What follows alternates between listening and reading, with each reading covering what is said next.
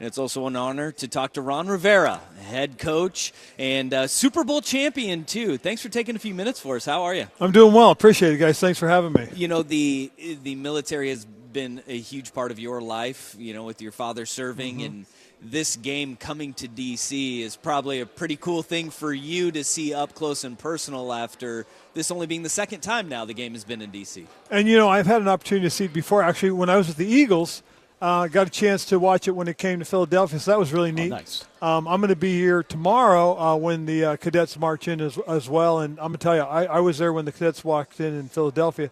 It's spectacular. It really is. This past spring, I was invited to come speak. I spoke to the football team, spoke to some of the senior class, and what a tremendous honor it is to be able to go up to West Point and speak to the cadets. When you go up to those, you see that opportunity, you have a unique perspective as a child of a service member. What is it like when you're looking at people that are, you know, third your age, and you look at what's lying out in front of them, knowing what your father did, what service means, what sacrifice means to family? It's an amazing thing because exactly what you said, it's about service and sacrifice. The commitment they make to our country is tremendous.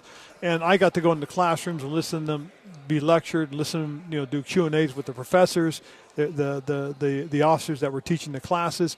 And you watch these people, how they hold themselves accountable, how they are responsible for things already at the age of 18, 19, 20, 21. You're thinking to yourself, gosh, these are the people that are going to lead our country in the future.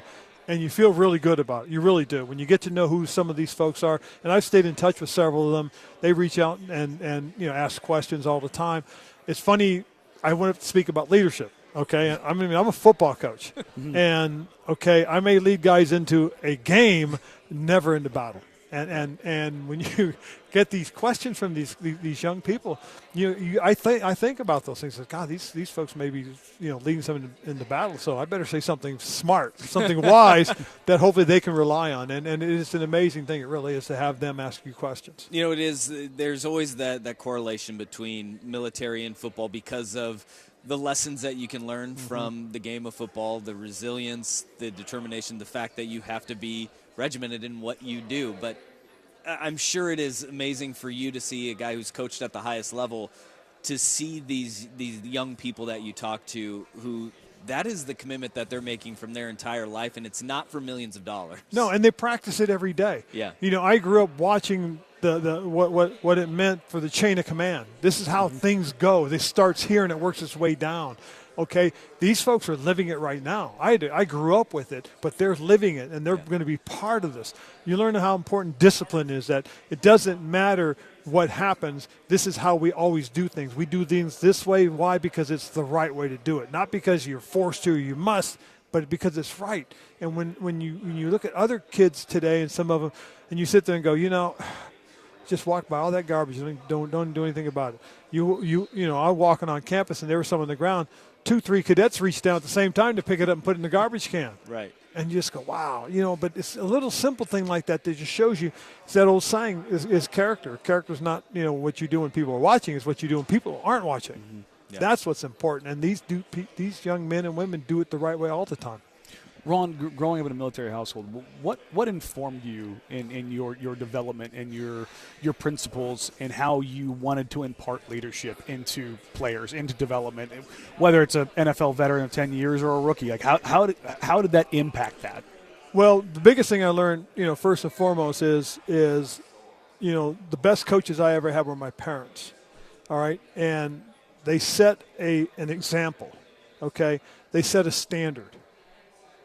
And what happens with the standard is whatever you accept at that point, okay, is what you tolerate, all right? And what you tolerate is what you accept.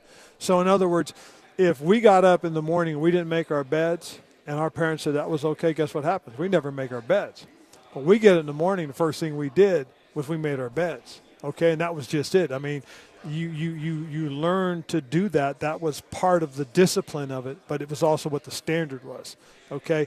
Every Saturday morning at 6 a.m., you're getting up still, and you're cutting the grass. You're washing the cars before we do anything. We played baseball. If we played baseball at 8 a.m., most of the chores were done before we left, and if they weren't done before we left, they were done after we got back. And that was just the way it was. So the standard was set.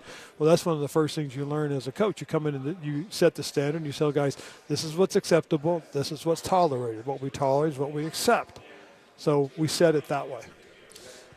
As a head coach, there is also this little element that you have to be able to manage personalities, and you got to be able to deal with a little bit of crazy. Yes. In that, and sometimes you have, the standards that you set and what you tolerate and what you don't. How, as a head coach, do you manage that many different personalities in that realm? I think one of the things is that there's some things that you do accept and you do tolerate, but you do it per person. You can treat everybody fair, but you can't treat everybody the same, okay? And you can treat everybody the same, but you got to make sure you treat them the fair. Yeah. It always comes back to fair. So by that I mean is I had a couple of my young players, defensive linemen, didn't wear a tie on a team trip. All right? Yeah. Well, you're not going to start. You'll play second series, but you're not starting this. Well, I'm a starter. I don't care. You broke the rule. That's what I'm going to do to it. Then all of a sudden, my star player doesn't wear a tie. You're not going to start. Oh, I said, you're not going to start. I did it to these guys, and I'm going to do it to you. Get in front of the team. Guys, fair. He's not going to start today. He broke the team rule, and just like I treated everybody else, I treated him and I treated him. He's not going to start. He'll play the second series. Now, unbeknownst to me, we're going to throw an interception on the very first play. He missed one play. Oh, my gosh. But I will say this, and this is what's crazy. The response I got from the country was amazing. The media couldn't believe I wasn't starting him for that simple reason. Right. But the rules were the rules. Yeah. And the best part is Cam owned it. He got up in front of the team and apologized. He apologized because it hurt the team because he didn't start. And that was big because the players, it helped me because it was credibility right away. Unbeknownst to me, the responses I were going to get were going to be unbelievable. I received hundreds of letters from coaches, from teachers, from parents. Wow, you doing what you did just showed my kids it doesn't matter who you are going to be held accountable. Absolutely. And that was one of the best things that could have ever happened and in terms of, an example for leadership. The other thing, too, is, and it's interesting because you got to find out the reason why guys do things, okay? And I know Cam Newton is, in my opinion, had a 7-year stretch and was one of the greatest quarterbacks during that era until he hurt his shoulder. And one of the things that I always tried to get him was to conform, to do things a certain way and not be so flamboyant. And one time we had a huge discussion about it, and he said, look, Coach, he said, I got to show some people that I can do it being who I am. And I thought, wow, okay. I said, but I got to understand even more. And he said, look, I'm playing from a different perspective, okay? I'm black. And I have to do it being who I am.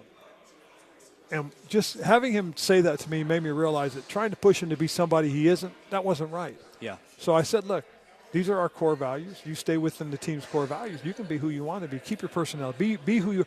But he made me understand and realize that that's exactly what these young people have to understand is that we have a set of rules.